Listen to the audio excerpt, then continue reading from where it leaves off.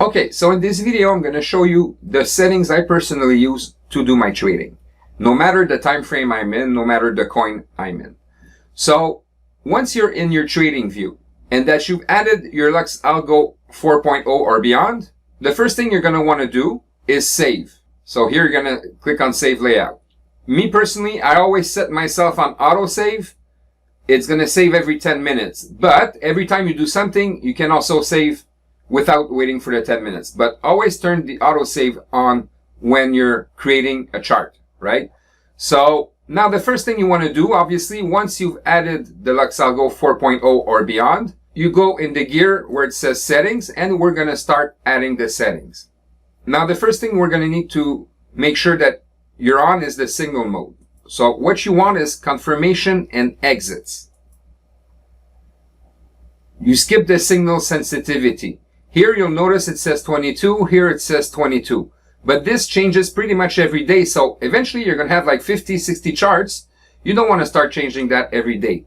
So add a check mark where it says autopilot confirmation signal settings, and it's going to put it for you at the right setting all the time.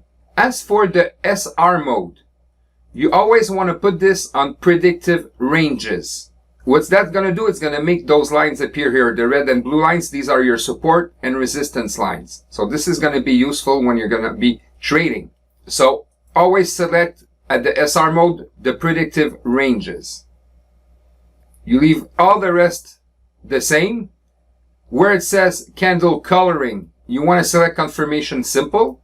And the candle mode, this is what's going to give you that appearance, is the Yumi Ashi. Now, the reason I'm using this method is because it really tells you what goes up and what goes down. So if you see when things go down, the candles are red. When there's a transition, candles are purple. That means it's going up. And when it's green, that really confirms that it's going up. So red transitions to green, and obviously green transitions to red, depending when things go up and down. So it's very simple to understand. Now, once you've selected your Yumi Ashi, you can go down here at the bottom and add check marks in every one of them here, where it says any alert function call conditions. Once this is done, you click OK, and you're going to click Save Layout. So now your layout is saved like that. But we're not done. We're going to add a bit more settings to it.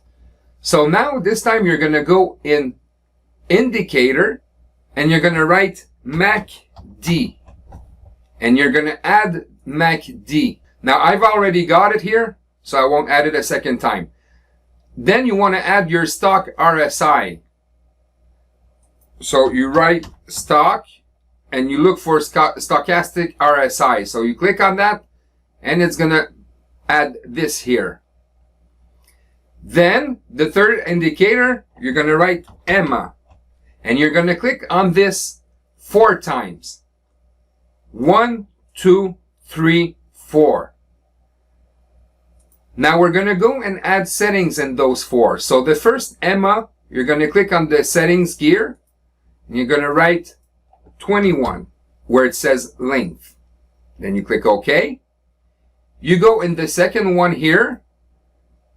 You write 50 in length. You go in the third one, you write 100 in length, and you go in the fourth one, and you write 200 in length. Then you click Save Layout once more. So like that, you're going to be able to see all the moving averages from 21 days to 200 days. This is also going to be useful when you're going to be trading. Now you can change your colors also, because let me just show you here. You got a blue and the turquoise color here. So that can get confusing. So you could change whatever color you want by going in Style and selecting the color you want. See, I just turned it to red here. So my line here just turned to red. So I got a red, blue, orange, and purple line now. So this is going to be useful also for trading. You can only rely on the signals if you want.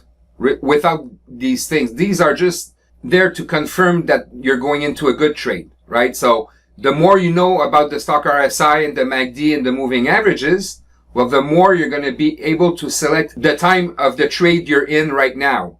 So whether or not you had the moving averages, stock RSI, or the MACD, it's more or less important in the sense that you're still going to be able to trade by just using the signals. But if you really want to know when to get in a good trade, the more signals you get from these things, the more it tells you that you're about to get in a really good trade. Now, the last indicator you want to add is the SAR.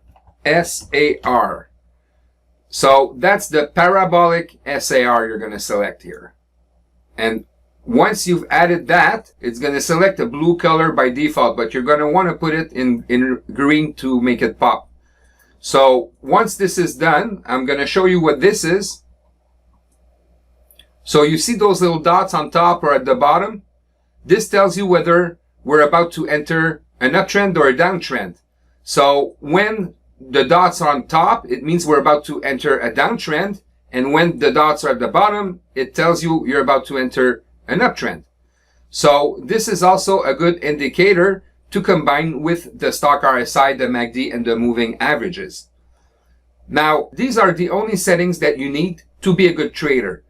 Obviously, the closer you are from the buy signal, the more chances you have of making a profit on your trade. Please move on to the next part of the training.